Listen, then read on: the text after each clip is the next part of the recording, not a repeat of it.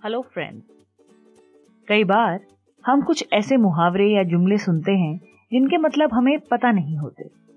देशीय भाषी यानी नेटिव स्पीकर्स बोलचाल की भाषा में ऐसे कई मुहावरे इस्तेमाल करते हैं।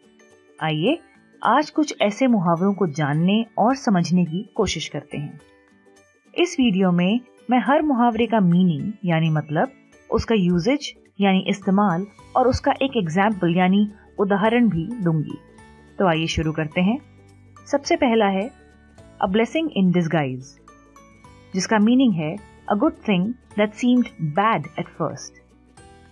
इसका यूजेज एक सेंटेंस के पार्ट के रूप में होता है और इसका एग्जाम्पल है I missed my flight but it turned out a blessing in disguise as the plane crashed. आइए अब इस पूरे मुहावरे को अच्छी तरह समझते हैं। अ ब्लेसिंग इन डिस्गाइज, इसका मतलब जो चीज आपको सबसे पहले गलत या खराब लगी थी वो बाद में एक अच्छी चीज बनके आपके सामने आती है। इसका इस्तेमाल एक वाक्य या सेंटेंस के पार्ट के रूप में होता है। जैसा कि आपने इस एग्जाम्पल में देखा, I missed my flight but it turned out a blessing in disguise as the plane crashed. यानी फ्लाइट मिस होना एक बुरी बात थी, लेकिन वो एक ब्लेसिंग इन डिस्गाइज की तरह सामने आई, यानी वो बहुत अच्छी चीज निकली क्योंकि पता चला कि वो प्लेन क्रैश हो गया है। आइए अब अगला एग्जाम्पल देखते हैं। अगला मुहावरा है a dime a dozen, meaning something common, यानी कुछ आम तौर पे इस्तेमाल होने वाली चीज या कोई मामूली चीज। इसको as part of a sentence use किया जाता है और इसका एग्जाम्पल है the rude director said actors like you are a dime a dozen. यानी आपके जैसे एक्टर्स आमतौर पर पाए जाते हैं। अगला है beat around the bush, meaning avoid saying what you mean usually because it is uncomfortable. यानी जो चीज कहने से आप अनकंफर्टेबल हैं उसे आप कहने से कतराते हैं, यानी आप मुद्दे से हटकर बात करते हैं घुमा फिरा कर। इसको सेंटेंस के पार्ट की तरह यूज किया जाता है और एग्जाम्पल है Stop beating around the bush and show me your report card, demanded the mother. यानी माँ ने अपने बच्चे से कहा कि इधर उधर की बातें करना छोड़ो और मुद्दे पे आओ और मुझे अपना रिपोर्ट कार्ड दिखाओ। अगला है better late than never, meaning better to arrive late than not to come at all. इसका हिंदी का भी एक मुहावरा है जो है देर आए दुरुस्त आए, मतलब देर से आए भले लेकिन आए तो सही। ये अपने आप में यूज किया जाता है बाय इटसेल्फ और एग्जाम्पल है my friend was late for my party, better late than never. अगला है bite the bullet, meaning to get something over with because it is inevitable. यानी कोई चीज जिसको होना ही है उसको जल्दी करके खत्म करना। इसको सेंटेंस के पार्ट की तरह यूज किया जाता है और इसका एग्जाम्पल है She feared that the water was cold, but she bit the bullet and jumped in. यानी उसको पता था कि पानी ठंडा है पर उसको कूदना ही था, इसलिए उसने देर नहीं करी और कूद गई।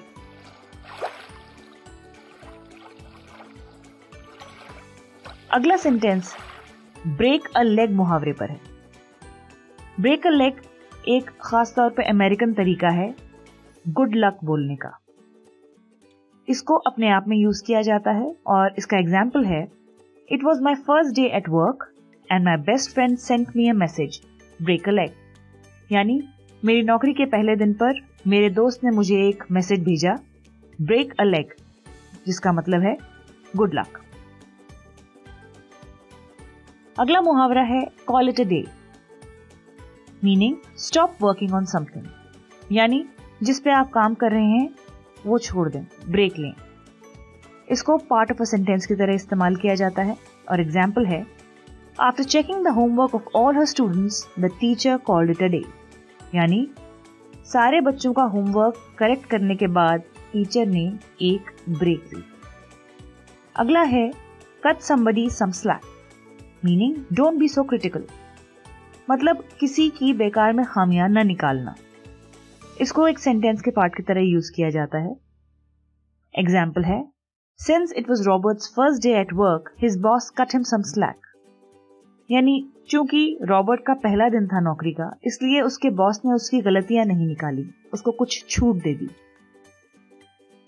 अगला है cutting corners, meaning doing something poorly in order to save time और मनी। यानी कोई चीज को जल्दी से निपटाना ताकि आप समय या पैसा बचा सकें, उसकी क्वालिटी पर ध्यान न देते हुए। इसको सेंटेंस के पार्ट की तरह यूज किया जाता है। एग्जाम्पल है, the father of the bride said, I want the best for my girl on her wedding day, so don't cut corners. दुल्हन के पिता ने कहा कि उनको अपनी बेटी की शादी में सब कुछ अच्छा चाहिए, इसलिए कोई भी काम क्वालिटी से कम नहीं होगा, ना पैसा बचाने के लिए ना वक्त बचाने के लिए। अगला मुहावरा है इजी डज इट, जिसका मतलब है स्लो डाउन। ये एक संबोधन के तौर पे यूज किया जाता है, जैसे रुक जाओ, धीरे चलो। ये अपने आप में यूज किया जाता है और इसका एग्जाम्पल है, I was riding my bike fast across the winding lanes when my friend riding with me shouted, "Easy does it." यानी मैं अपने दोस्त के साथ पहाड़ी सड़कों पे तेजी से साइकिल चला रहा था जब वो जोर से चिल्लाया, धीरे चलो। अगला है गेट आउट ऑफ हैंड। इसका मतलब गेट आउट ऑफ कंट्रोल, यानी हाथ से बाहर निकल जाना। इसका इस्तेमाल सेंटेंस के पार्ट की तरह होता है और एग्जाम्पल है, that child is very naughty, his behaviour is getting out of hand.